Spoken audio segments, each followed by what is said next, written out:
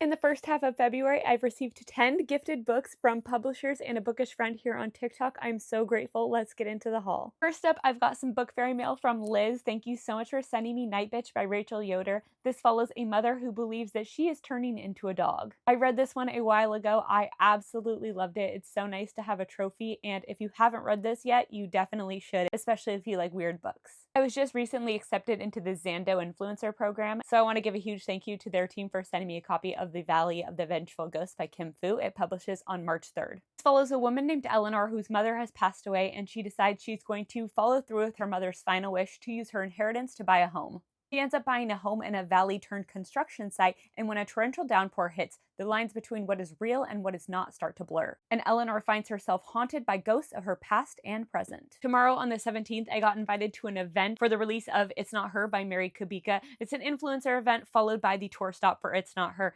and so Harlequin Trade Publishing sent me 2 books, one that is a Mary Kubica book. I already have It's Not Her, so I guess they didn't need to send me another copy of that. And then Kara Ruda will also be there, so they sent me a copy of Jill Is Not Happy as well. I have read The Other Misses, and I really enjoyed it. This follows a couple whose life is upended when their neighbor is unalived. I haven't read anything by Kara Ruda, but this follows a couple whose marriage is in shambles, and they decide to take a road trip together to save their marriage. The husband definitely wants out of the marriage, but he doesn't know what his wife Jill is hiding. Thank you, Harlequin Trade Publishing, for sending me these books. I'm so excited for the event tomorrow. Thank you so much for inviting me. Thank you, Crooked Lane Books, for the early copy of Where the Truth Lives by Catherine Green. This publishes on March 24th, and it follows high school sweethearts Lucinda and Rhett. And 15 years ago, the husband Rhett had an affair, and things got out of hand and someone ended up dead. In present day, an eyewitness has come forward with some new evidence, and it threatens everything the couple has built together. Thank you, Bantam Books and Penguin Random House, for the copy of Greedy by Callie Kazumi. I actually just finished this one yesterday, and oh my goodness, it was so good.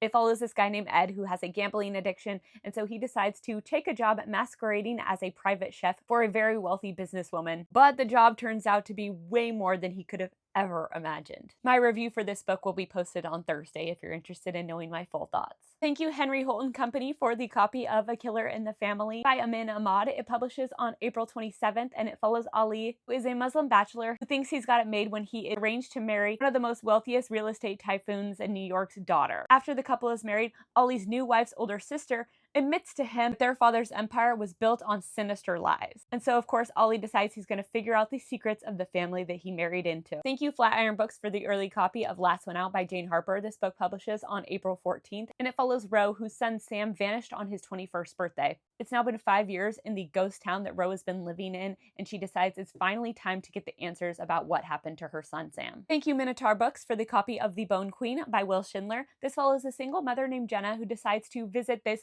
small spooky island because her teenage daughter Chloe has vanished, and the only clue she has as to her whereabouts is a ferry ticket to this island. But when she gets there, she is confronted with the whispers of villagers warning of a vengeful woman known as the Bone Queen. And Jenna realizes she must act quickly in order to save Chloe from being her next victim. And lastly, thank you, Kensington Publishing, for the special edition of Run on Red by Noelle Eiley. It has these sprayed edges. It's so gorgeous. This follows 2 friends who are driving on a rural road when they notice that the car behind them is maybe experiencing some kind of road rage, but it quickly becomes obvious that the people in the car behind them are actually after them and that the girls are in a fight for survival. I read this book ages ago. I've read all of Noelle W. Eiley's books. I love them all. I definitely recommend her. If you haven't read one of her books, you should definitely pick one up and maybe start with this one. Thank you for watching, and again, thank you to Liz and the publishers for sending me these books. Drop me a comment and let me know which of the books I haven't read yet that I should read first.